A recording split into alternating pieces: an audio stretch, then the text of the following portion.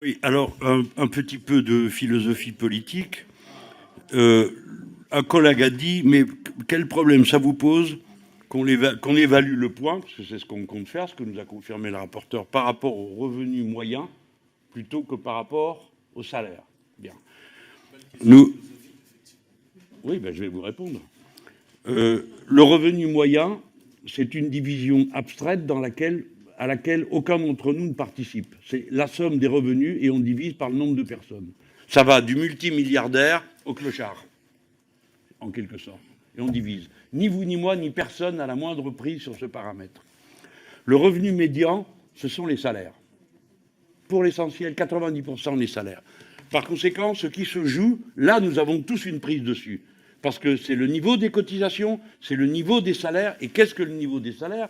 C'est la part de répartition entre le capital et le travail pour la répartition de ce qui a été produit comme richesse. Par conséquent, nous nous sommes attachés à ce que le repère soit dans le salaire, parce que sur le salaire, pardon, j'ai résumé en une boutade en disant il y a un argument qui intervient, ça s'appelle la lutte de classe. En effet, la dispute sur la répartition entre capital et travail est ce qui fixe la valeur de la retraite, puisque ça fixe la valeur des trimestres, des cotisations trimestrielles. Rappelez-vous-le bien. Merci, monsieur Mélenchon. Mon idée est d'arriver à établir quel va être le point de repère pour le point, la valeur du point. Je demande aux collègues de m'excuser. Il y a un instant, je crois que j'ai mal compris ce que vous disiez. Je croyais que vous disiez que vous étiez contre le calcul de la valeur du point par rapport au salaire perçu réellement par les gens. Si nous sommes d'accord tous les deux, tout va bien, je n'irai pas vous chercher une dispute de plus, il y en a déjà assez. Alors on va établir un peu plus loin de savoir si vraiment le texte prévoit que le point va être calculé par rapport au salaire. Non, vient de nous dire le rapporteur, c'est le revenu d'activité. Ah ah. Alors, je suis allé chercher. Le rapporteur va pouvoir nous dire, puisqu'il a l'air catégorique, et je suis sûr qu'il est bien renseigné, mieux que moi, qu'est-ce que le revenu moyen d'activité, c'est-à-dire à combien est-ce qu'il est calculé aujourd'hui.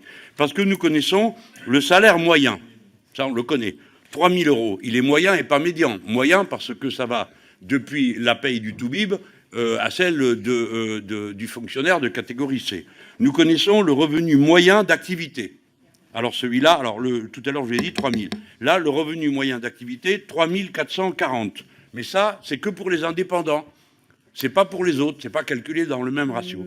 Le salaire moyen, ça pourrait être ça, 2 442. Donc on a 2 442, 3 440 ou 3 000. Ou bien alors, le revenu moyen, la division dont je parlais tout à l'heure, 2 238. Alors, donc, voilà. Voilà. Merci, monsieur Mélenchon. Il y a un point qui est intéressant dans les questions qui ont été posées. Il s'agit de la notion de revenu moyen. Et effectivement, monsieur le rapporteur Nicolas Turquois a expliqué, et moi j'ai trouvé de façon intelligible et simple, que cet indicateur était à créer. Il est à créer parce qu'effectivement aujourd'hui il n'existe pas. Et pourquoi il est intéressant de le créer? Parce que il n'y a pas que les salariés qui seront concernés par cette dynamique de revalorisation. Le point ne va pas concerner que les salariés. Il va concerner l'ensemble des Français. Les revenus des indépendants, les revenus des fonctionnaires, les revenus des salariés. Il est donc juste et objectif de constituer un indicateur qui concerne toutes ces populations. Que certains viennent contester, par exemple, le fait que cette réforme concernerait les professions indépendantes. Et qu'à ce titre-là, il n'y aurait pas besoin de mettre les revenus indépendants. Je le comprends, il y a une logique intellectuelle. Enfin, voilà, ça tient la route. Mais que certains viennent nous dire, mais qu'est-ce que c'est que ce truc? Alors que, sur le fond, ils ne souhaitent rien. C'est juste un indicateur qui va à la fois donner de la cohérence pour les fonctionnaires, pour les salariés et pour l'ensemble des professions indépendantes. Donc peut-être qu'il fallait l'expliquer, je le fais bien volontiers. Monsieur le ministre, vous avez tort de dire qu'on embrouille, c'est l'inverse, on débrouille. Parce qu'on calcule la valeur du point, admettez que c'est pas rien quand même pour les gens de savoir, déjà qu'ils ne peuvent pas savoir combien ça va leur rapporter, au moins qu'ils sachent que ça vaut. Alors, on nous dit, vous êtes progressivement, vous êtes arrivé à une formule, le rapporteur a été catégorique. Le revenu moyen d'activité, et il dit d'ailleurs, c'est normal, vu qu'il n'y a pas que des salariés, il y a aussi des indépendants. Parfait. Sauf que dans la nomenclature actuelle, ça n'existe pas. Le revenu moyen d'activité, s'attache exclusivement aux indépendants. On va donc faire une nouvelle somme cumulée. C'est vous qui l'avez dit. Moi, je croyais que c'était le revenu moyen au point de départ. Alors, j'allais vous dire, vous n'ancrez plus la répartition de la valeur du point dans la création de la richesse. C'est pour ça que nous, on est aussi attachés à la valeur des retraites calculées sur les salaires. Parce que les salaires, ils sont évalués là où se produit la richesse. Admettez qu'il y a une cohérence idéologique, monsieur le ministre. C'est pas qu'on essaye d'en éloigner les effets, c'est que pour nous, la répartition capital-travail se fait dans l'entreprise. Vous proposez que ce soit au niveau de la société. Ah oui, pardon, j'ai dépassé donc la suite tout à l'heure. Monsieur Mélenchon, vous avez dit, nous on veut que le salaire, l'évolution des salaires comme index d'évolution, parce que c'est là où se crée la richesse. Mais je pense que les architectes qui ont un revenu vont être contents de dire qu'ils ne produisent pas de richesse, que les agriculteurs qui ont un revenu ne produisent pas de richesse, que l'infirmière libérale ne produise pas de richesse. La richesse, elle est produite par des salariés et ils ont toute leur part, mais les libéraux, les avocats en sont. Il y a un ensemble de travailleurs en France, indépendants, salariés, libéraux, chefs d'entreprise. Ils contribuent tous à la richesse de notre pays. On ne peut pas, et il faut en tenir compte. Il faut en tenir compte dans des justes proportions. C'est pour ça qu'on confie à l'INSEE l'établissement d'un indicateur qui soit représentatif. Ça paraît, on va dire, de bon sens de s'appuyer sur l'ensemble des créateurs de richesse, qu'ils soient salariés ou libéraux, entre autres. Moi, je ne veux pas rester sur l'impression d'un quelque chose de pas terminé. Le rapporteur a défendu son point de vue, il l'a argumenté, et il a terminé en disant mais quand même les architectes, les paysans aussi dégagent du revenu. Moi, j'ai jamais dit le contraire, monsieur le rapporteur. Je vous ai dit que ce n'est pas pareil de parler de salaire et de revenu. Bon, le salaire, lorsqu'il a lieu dans l'entreprise, c'est un partage qui s'opère avec ce qui est servi ensuite au capital, entre capital et travail. Quand vous parlez d'un revenu agricole, c'est autre chose dans lequel il y a d'autres composantes, dont la base est bien évidemment la valeur produite, mais il y a bien d'autres composantes. Bon, je ne vais pas me lancer là-dedans. C'est juste pour vous dire qu'à la fin, de quoi parlez-vous? Le point sera-t-il articulé sur le salaire, les salaires moyens, ou bien les revenus d'activité? Vous m'avez répondu, les revenus d'activité. Les revenus d'activité par tête. Sauf que cette catégorie n'existe pas. Donc on va la créer. C'est bien ce que nous a dit le ministre tout à l'heure. On va la créer, mais on va en discuter âprement, parce que ce n'est pas un sujet technique que de discuter de savoir ce qu'est un revenu et de ce qu'est un salaire. Ce n'est pas du tout un sujet technique. Bon, il est 1h11, je reviens dans un instant. L'indice d'évolution, c'est celui dont on parle, où on part de l'indice actuel, qui est l'évolution suivant les prix, et on va vers un indice futur qui soit un indice d'évolution des revenus moyens par tête. Alors, celui-ci, proprement dit, cet indice futur n'est pas construit en tant que tel. On l'a dit tout à l'heure. Mais, comme l'a dit M. Da Silva, on peut supposer que l'INSEE va construire quelque chose entre l'évolution des salaires. Monsieur Mélenchon, entre l'évolution des salaires et l'évolution des revenus. Il existe déjà celui de l'évolution des revenus. L'évolution des revenus étant, toutes ces dernières années, supérieure à l'évolution des salaires. Donc, théoriquement, cet indice futur devrait... Voilà. Quand on regarde le passé, juste entre l'évolution des salaires et l'évolution de l'inflation, depuis 1993, ça a été l'exemple qui a été cité à plusieurs reprises. Depuis 1993, les prix en base 100, les prix aujourd'hui sont en base 140 et les salaires sont en base 170. Donc les salaires ont évolué plus vite depuis 1993. Sur les 25 dernières années, ils ont évolué plus vite de 30%. Donc grosso modo, ça devrait, alors, sauf à s'écrouler, ça devrait être meilleur. Mais pour vous rassurer davantage, je vous invite à prendre votre texte de loi, page 137. Alinéa 24. Les taux de revalorisation des valeurs d'acquisition et de services, acquisition des services mentionnés au cadre de l'article, doivent être supérieurs à 0. Bon, déjà, ils ne peuvent pas réguler. Et ne peuvent être inférieur à l'évolution annuelle des prix. Donc, on met une base minimum sur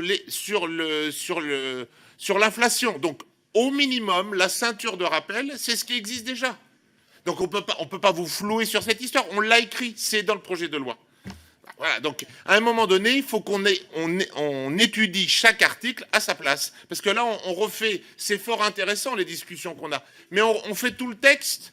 Je suis en train de capter toutes les discussions de mes co-rapporteurs. Ils vont m'en vouloir parce que là, je prends tous leurs sujets. Non, mais à un moment donné, on va me dire que je cumule. Le rapporteur tout à l'heure a dit qu'il regrettait d'avoir enlevé les bons morceaux pour ses collègues, les autres rapporteurs. Hein. Non, moi, c'est pas ça que je crois. Je crois qu'il va falloir qu'ils soient aussi habiles que vous. Parce que vous m'avez répondu à propos du revenu moyen d'activité par tête. Maintenant, toute la commission est d'accord pour dire que ce ne sont plus les salaires le repère, ce n'est rien d'autre que le revenu moyen d'activité par tête, catégorie qui n'existe pas, mais que va créer l'INSEE à la demande du gouvernement. Et nous discuterons du contenu, je suppose, à un moment ou à un autre, de cette mesure qui n'est pas technique. J'espère quand même qu'on va en discuter. Parce que est-ce qu'on va mettre dedans les revenus du capital? Est-ce qu'on ne va pas les y mettre? Est-ce qu'on va mettre les... Bon, bref, il va y avoir une discussion. Mais alors, le rapporteur m'a répondu, « Monsieur Mélenchon, vous ne discutez pas au bon endroit. Le bon endroit, c'est la page 137. La page 137, c'est l'alinéa 24. Et vous me l'avez lu, les taux de revalorisation des valeurs d'acquisition et de services mentionnés au 4, etc., doivent être supérieurs à 0, bah c'est quand même le moins, et ne peuvent pas être inférieurs à l'évolution annuelle des prix hors tabac constatés l'année précédente. Bon, premièrement, c'est pas le sujet, mais tant qu'à discuter du sujet, la question est donc constater l'année précédente et des années qu'il y a auparavant, qu'est-ce qu'on en fait? Question, M. Woerth y a répondu en partie en disant... on vous suspecte de cette manière de faire baisser le niveau des pensions parce qu'on sera calé sur une année. Merci, et deuxièmement, Monsieur Mélenchon. Nous débattrons de la page 137 le moment venu, lorsque nous y serons. Rapporteur, tout à l'heure, vous m'envoyez à la page 137, alinéa 24, pour m'éclairer. Je crois que vous vouliez me perdre, parce que ce qui est dit à cet alinéa 24 est beaucoup moins clair que ce qui est écrit ici à l'alinéa 3. Reprenons. Donc nous sommes bien d'accord.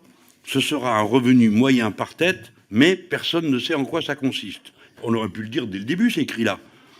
Alors, en quoi consiste-t-il? Il est constaté par l'Institut national de la statistique et des études économiques. Ah ah, ce sont donc des savants qui vont nous le dire. Non, pas du tout.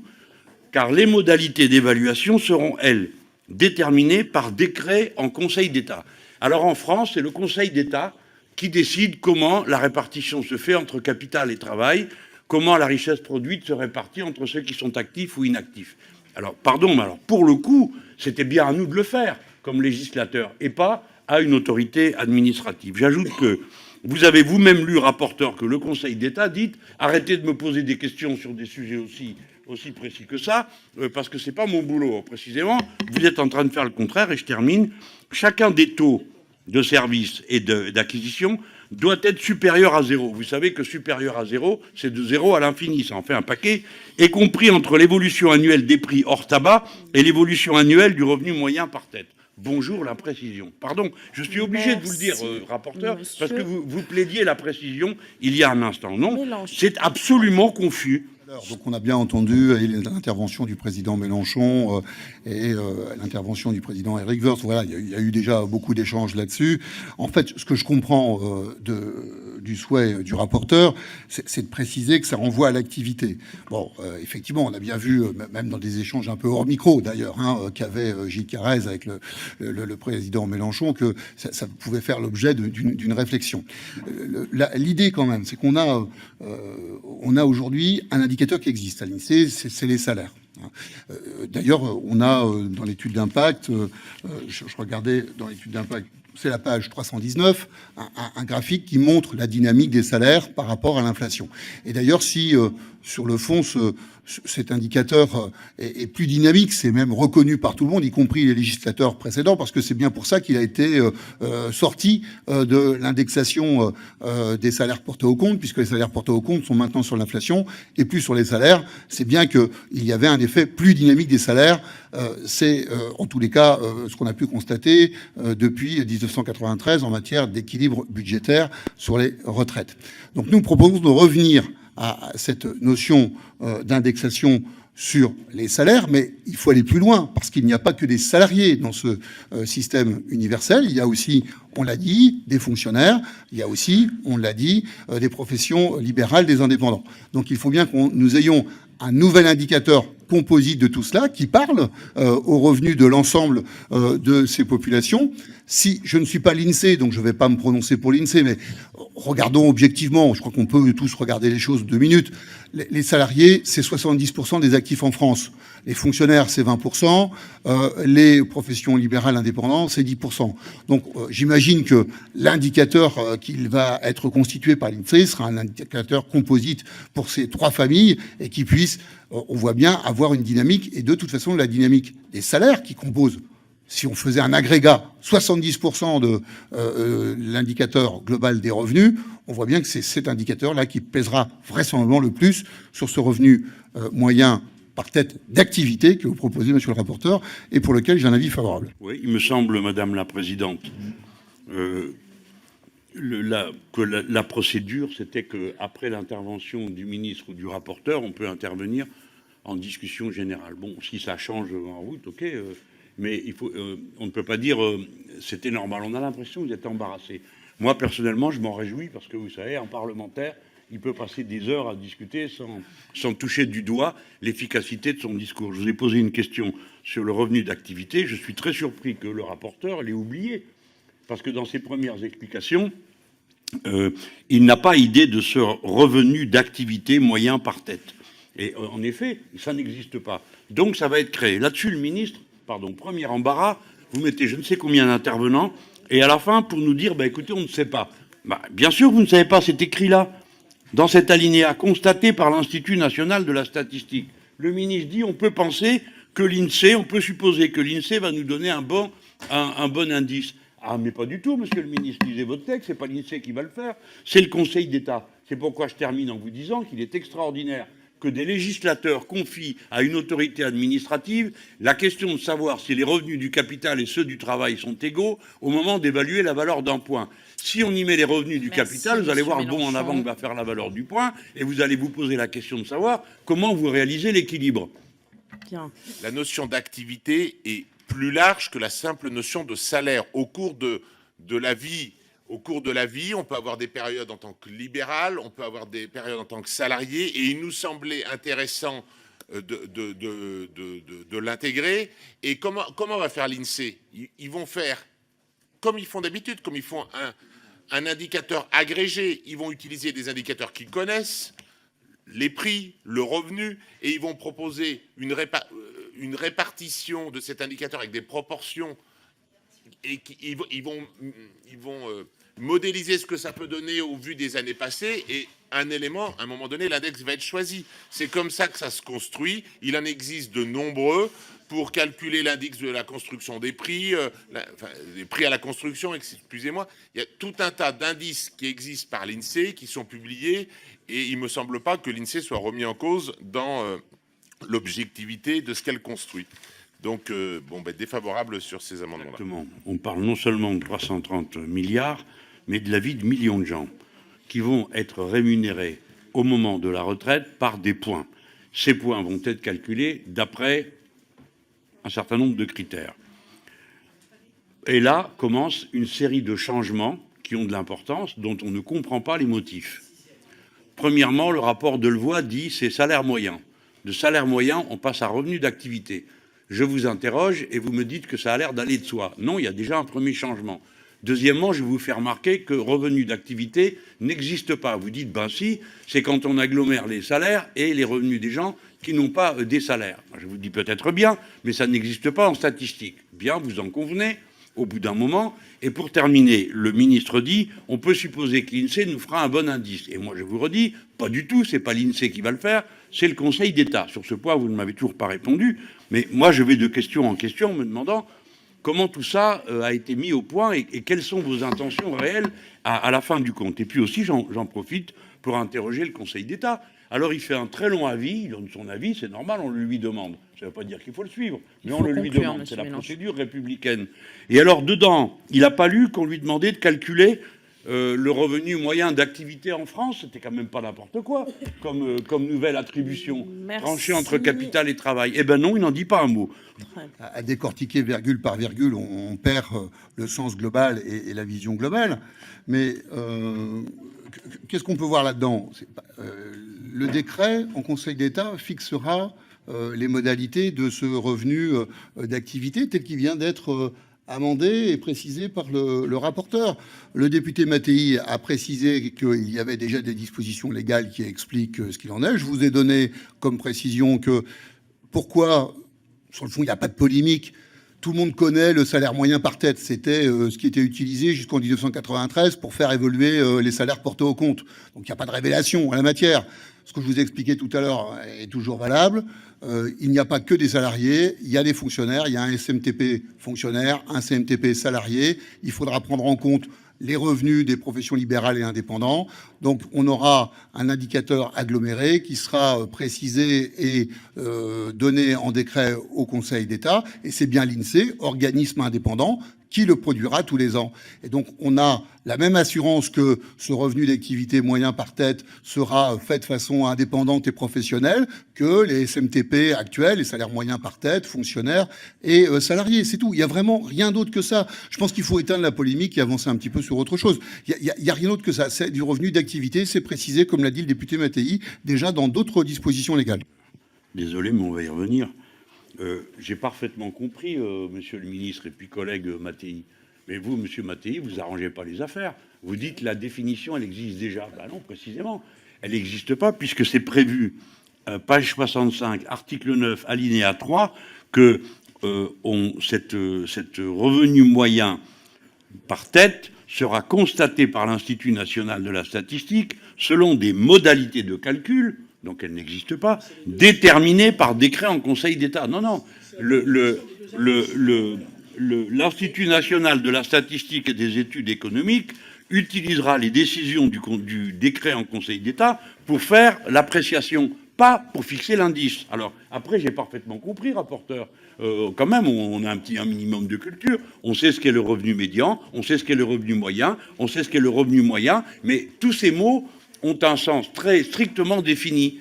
Alors donc, on ne peut pas l'improviser en cours de route, collègue Mattei, en disant « Ah ben, ça va de soi ». Non, le revenu d'activité moyen par tête n'existe pas. Alors, il va exister, bah, tant mieux. Mais pourquoi faut-il 2 heures pour arriver à se mettre d'accord là-dessus?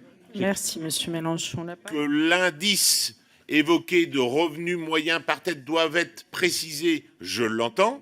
C'est des constructions parce que vous l'évoquez comme plus ou moins favorable. Il faut juste aussi avoir à l'esprit que comme ça touche et la valeur d'acquisition et la valeur de service, ça joue dans les deux sens. Si on l'applique sur une base qui est très dynamique, ça veut dire que la valeur d'acquisition va être très dynamique. Et donc, finalement, ça va avoir un impact aussi. Donc, c'est quelque chose qui se mesure, qui s'évalue et qui sera indubitablement présenté et validé, et y compris par le conseil d'administration de la CNRU. Donc, défavorable. En effet, l'alinéa 3 ne porte pas sur la définition du revenu d'activité moyen par tête. Je vous donne raison, collègue. Mais sur la façon dont 2 taux vont se rejoindre. Mais pour se rejoindre, ils devront le faire d'après l'évolution annuelle du revenu moyen par tête. Donc de toute façon, revoilà le revenu moyen par tête évoqué comme un repère. Il n'existe pas, mais il n'y a pas de mal à le dire. Bon sang, pourquoi ça prend 2 heures? Il n'existe pas, il va exister. Il existe d'autres catégories de l'INSEE, mais pas celle-là. Donc il va exister. Et non, ce n'est pas l'INSEE qui va le faire, mais le Conseil d'État. Et voilà pourquoi on vous dit... c'est quelque chose de très politique et vous avez tort de le renvoyer au Conseil d'État. Parce que la dernière fois que le Conseil d'État a vu passer ce texte, ça n'a même pas inspiré au point de donner une idée de ce que ça pourrait être et s'il y mettait ou non les revenus du capital, comme le suggérait tout à l'heure, non pas un insoumis, mais les républicains. Voilà. Voilà les questions qui étaient posées. Bon, j'admets que le point où nous voici rendus maintenant, nous allons aller vers une clarté toujours plus grande. Hein, comme ça va se voir à l'alinéa 5. J'attire votre attention sur la profondeur du saut dans l'inconnu qui s'opère d'un alinéa à l'autre. Donc, après que l'on ait décidé que le revenu du point serait inconnu, quoi qu'il soit appuyé sur l'étude d'un revenu moyen par tête, lui aussi inconnu, il arrivera une période où il y aura des décodes différentes qui fait que, quelle que soit la décision, de toute façon, elle ne s'appliquera pas à chaque personne. Nous voici avec une nouveauté et un nouvel inconnu. C'est que tout ça fonctionne, sauf le cas où ça ne fonctionne pas. Parce que, à l'alinéa 5, nous avons tout ça s'applique, sauf si, et commence une phrase étrange, soit une délibération du conseil d'administration de la Caisse nationale de retraite universelle approuvée par décret détermine des taux différents. Il peut donc y avoir des taux différents selon les modalités et dans les limites prévues aux articles, machin, truc et bidule. Bref. Donc, à la fin, tout ça est vrai, sauf si c'est pas vrai, et que la conseil d'administration décide un autre taux. Voilà. Je veux simplement vous montrer comment vous avez empilé 4 inconnus sans qu'il y ait un seul élément connu sur le revenu qui sera donné à la retraite. Si on reprend les alinéas 4, 5, 6, à compter du 1er janvier 2045, les deux taux sont égaux à l'évolution du revenu d'activité moyen par tête. On est d'accord. Il y a 2 exceptions possibles. Le petit a, c'est que le conseil d'administration en décide autrement, et il y a des limites qui seront évoquées plus loin au titre 4 en matière de pilotage économique. Mais donc, soit les deux taux sont égaux, soit le conseil d'administration les fait évoluer de façon différente. Et le petit b prévoit le cas où le conseil d'administration ne prend pas de décision, ou alors la dernière possibilité, c'est, je vous rappelle que ça c'est corrélé aussi avec la règle d'or, et si la trajectoire prévue, mais c'était écrit dès le début, si la trajectoire prévue par le conseil d'administration n'est pas adaptée à la règle d'or, le gouvernement peut reprendre la main sur ce point-là. Voilà. Mais ça a été dit depuis le début, c'est validé par décret depuis le début. On est sur 325 milliards. Il y a un moment donné, il y a un contrôle démocratique qui peut se faire à tout instant. Imaginons que le conseil d'administration, pour une raison qui ne soit pas, prenne des décisions qui emmènent dans des difficultés insondables. Il y a un moment donné, il faut que ça reste en cohérence. Et c'est sur tous les éléments comme ça.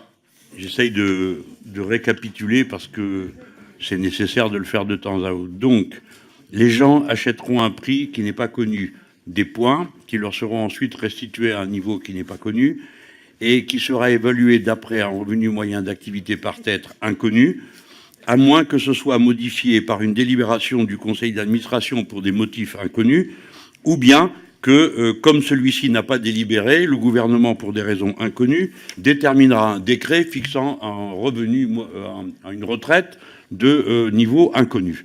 Par contre, la seule chose qui est connue, c'est que le système doit être à l'équilibre, sans diminuer la part des retraites dans le produit intérieur brut, vous êtes trop bon, mais sans l'augmenter non plus.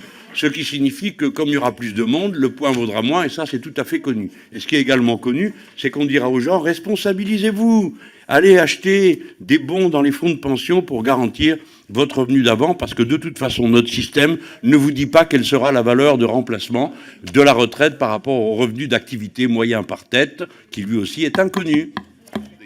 Faut examiner honnêtement le texte. Vous me demandez, et il y a parfois, je vais vous faire une confidence de modestie. On doit aborder des éléments, parce que moi j'ai particulièrement travaillé le titre 1, c'était sur lequel le sujet sur lequel je devais rapporter. Sur les titres 2, 3, 4 et 5, bien sûr que j'ai suivi, mais j'ai pas la même expertise que mes collègues qui devaient rapporter ça. Donc on fait l'exégèse d'un texte qui devrait être apporté plus loin. Donc, à un moment donné, est-ce qu'on pourrait faire le travail d'un parlementaire normal, l'examiner au fil du texte, et puis il y a des éléments qui seraient abordés, explicités. Pardon ? Non. Monsieur, Madame Autain, il faut à un moment donné répondra. faire du travail sérieux, et votre travail est tout sauf sérieux. Voilà, c'est tout. Donc... J'ai attendu tranquillement mon tour pour vous dire que, monsieur le rapporteur, vous avez le droit de ne pas être d'accord avec nous, mais de nous traiter de pas sérieux, ce n'est pas ce qui apparaît dans le travail qu'on vous a livré. Ne serait-ce que parce qu'on a éclairci plusieurs points de la loi, au point d'arriver à comprendre que ce n'était pas clair du tout. Quant au reste, que ce soit l'alinéa 5, puisqu'on est resté longtemps dessus, rapporteur, ou que ce soit l'alinéa 6, ou que ce soit maintenant l'alinéa 7, tous renvoient à des articles et à des pages ultérieures. Notamment pour les L19 sont tous à l'article 55, qui sont à la page 136. Par conséquent, on ne peut pas nous accuser de discuter trop tôt de contenus qui viendraient plus tard, c'est l'inverse. C'est vous qui les avez mis là. Et par conséquent, on les discute quand ils se présentent.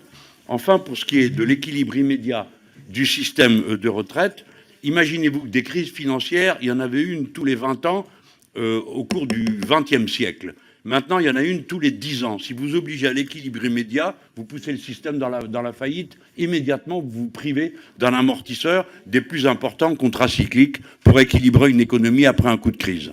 En aucun cas, il y a une remise à l'équilibre immédiatement. On est sur des règles de 5 ans, de règles d'ordre d'équilibre sur 5 ans glissants. Donc, il faut se définir une trajectoire, comment en 5 ans, on définit en 5 ans une trajectoire pour revenir à l'équilibre. L'année d'après, on va tenir compte de l'évolution pour faire en 5 ans. Donc, on est sur une approche de 5 ans.